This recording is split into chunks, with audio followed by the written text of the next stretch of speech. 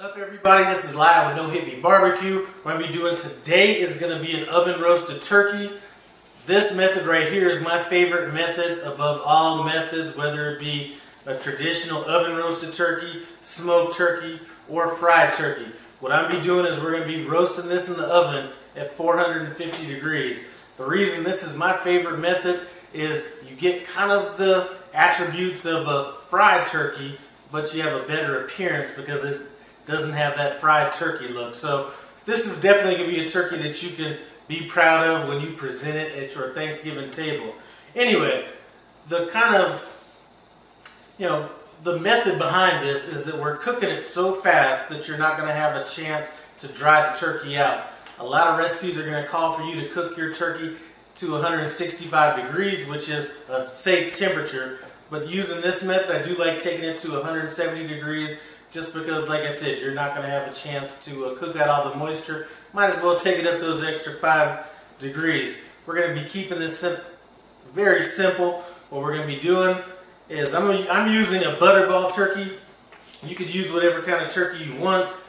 I found that the regular no-name brand turkeys in the store cook up just as good. And actually, I made a fool of myself a few years ago and went and spent a bunch of money on one of those, like Hippie turkeys, like the free range, no hormone, all that kind of stuff. And that turkey was probably the worst of all the turkeys I cooked. Use whatever kind of turkey you want. This method should work for it. Anyway, what I'm going to do is I'm going to be injecting this turkey with my favorite marinade. It's going to be this Tony Chachere's injectable marinade butter. They also have a jalapeno flavor that I like even more. Some of my turkeys I brine. I'm not going to brine this turkey, but if you want to see that method, I will leave a beautiful turkey, I might add, in the iCard above and description below. Run by that. Take a look at that video if you want to brine it. This turkey, we're just going to inject it up, season it down, get it in the oven at 450 degrees. So what I need to do is I need to get this turkey out of the packaging. I'm going to trim off any excess fat on it and get it on our broiler pan. And then I'll meet you back when I'm done with all that. The first thing I did with this turkey is I went ahead and trimmed any obvious fat off. I took the tail off, just anything that you see hanging over the turkey. One thing I am going to do is I'm going to put some tips down in the description below because inevitably there's going to be something that I forget on this. Anyway, when we're cooking this turkey at a high temperature, what we're going to want to do is we're going to be wanting to use, they suggest a 15-pound turkey or smaller. I've gone as heavy as 17 pounds and have been fine. I think if you're going to be in that 17-pound and up area, you can use the same method, but I'd probably cook it closer to that 390 to 400 area. When we do have it in the oven, definitely check on it. If you start seeing it browning up a little bit too quickly, either throw a little bit of foil on it or just back that temperature down. Anyway, we're going to be cooking this on a broiler rack. If you're adventurous, you can just throw it in the oven on the oven rack and keep a pan under it. What we want is a lot of circulation going through this turkey. You don't want to set it in anything like a roasting pan that has edges, because what's going to happen is the top of your turkey is going to end up being brown, and you're going to have it's going to be like a two-tone turkey with a farmer's tan or something like that. Anyway, let's go ahead and get this turkey injected up. What I'm going to try to do is get as much of this injection into this turkey as possible. I'm not going to bore you entirely too much with the injection process, but basically what we're going to do is we're just going to try to inject this turkey in a grid and get all sides. We're going to also be including the legs as well. And we're going to flip this turkey over and get the bottom side as well. Just make sure that you inject as much of this injection in as possible. I do believe I have a turkey video where it's a smoked turkey video, and I'm going to have a link to all my turkey videos in the description below where I made my own injection using some clarified butter, so you can go that route as well. I just find that this Tony Chachere just imparts so much flavor that it's been what I've gone back to for over 10 years. Anyway, I'm going to finish injecting this up, and I'll see you in a bit. Okay, well, we're finishing kind of injecting this turkey. One thing I do want to mention also is that we're not going to be tying these legs together. We're going to want these to stay open, and that's because we're cooking at a high temperature. We want there to be a lot of circulation. We are going to stuff this turkey, but we're not going to stuff it with the stuffing that you would typically eat. Anyway, let me wash my hands. I'll be back. As far as the stuffing that we're going to be stuffing this turkey with, we're just going to be using any random vegetables that you may have laying around. If you have rosemary, thyme, all that stuff, that's great. What I use is just whatever I have around the house. I happen to have some apples, so we're just going to go ahead and stuff that. Some red onions. And this is going to do two things. One thing is going to keep the cavity kind of expanded, so the turkey is going to cook evenly. And you are going to get some of that effervescence coming up through the turkey.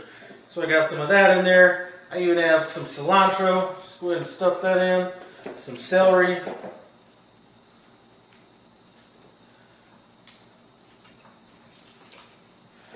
And I think I got some carrots down in here as well. And we're going to be throwing all this out once it's done getting cooked. Let's go ahead and finish that. See if I can get a little more apple in there. Should be able to get that, and maybe a little bit more celery. Alright, so we got that in.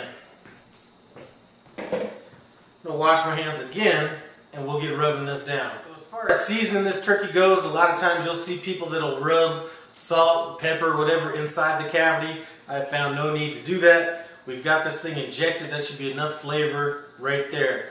Now, as far as what we're going to put on the outside of the turkey, what we're going to want to use is not butter in this technique. You're going to want some kind of a high temperature oil, canola oil. I'm going to be using peanut oil, and we're just going to go ahead and rub some of that in.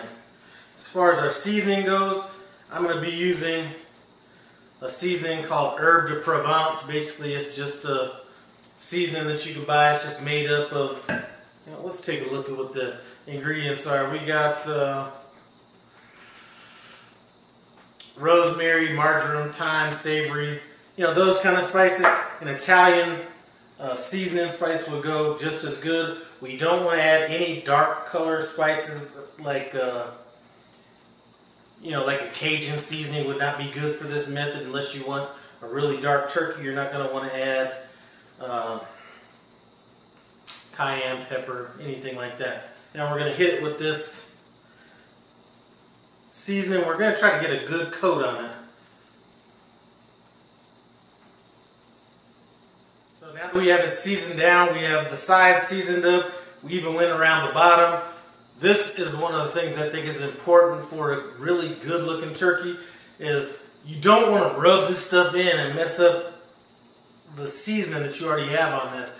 We want this to kind of look even when it's done cooking. What we're going to do is we're going to set it with a canola oil spray or any kind of a cooking spray that you have. You may need to get back a little bit further away from the turkey so you don't blow any of the seasoning off, but this should set it on here. So when it cooks, it's not going to start falling down the turkey.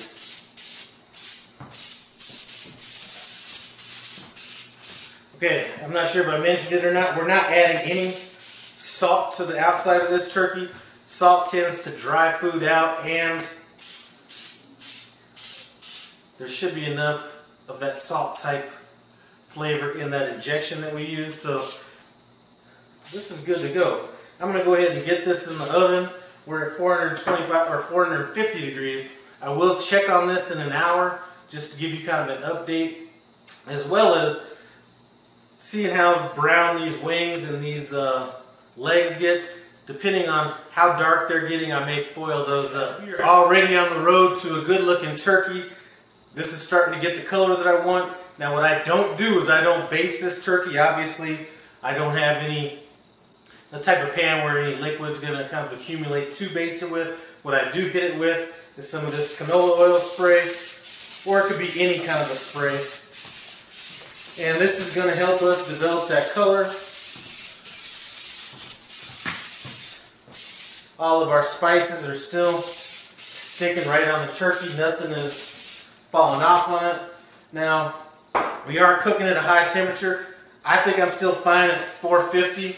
Now would be about the time when I look at it to see if I need to tone it down to like 425. somewhere in that area. What I will do though is I will go ahead and put some foil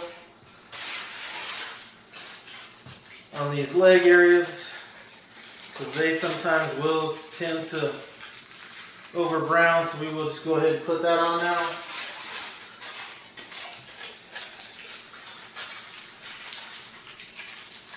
And I'll also hit up these wing tips as well.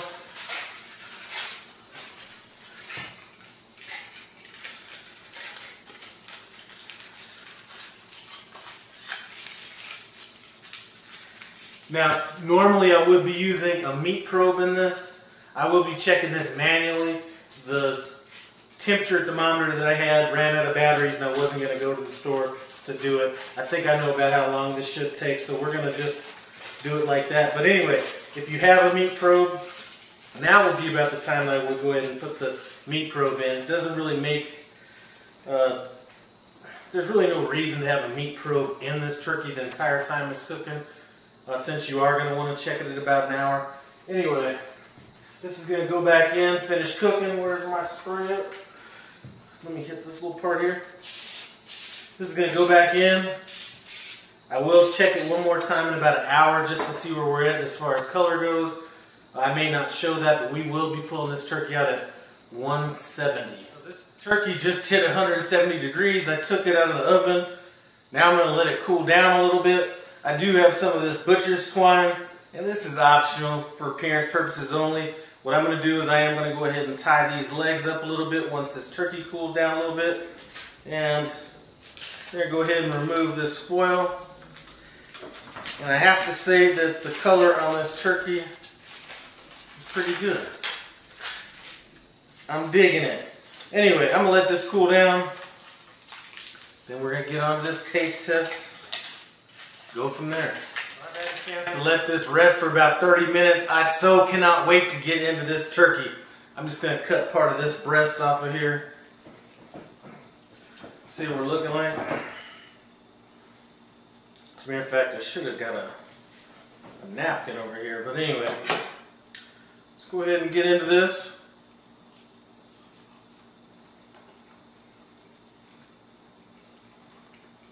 Still pretty hot. Extremely moist. You do not miss any of that salt on the skin. That injection's coming through.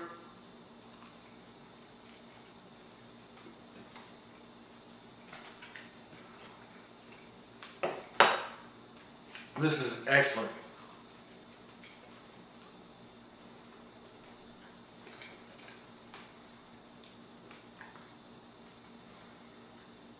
I can continue eating, but I'm going to go ahead and stop this. But, man, I'm telling you. I'm going to pull this little piece out of here. I'm going to see if you can kind of, I don't know if you can see that injection coming through on that piece right there, but I'm telling you, if nothing else,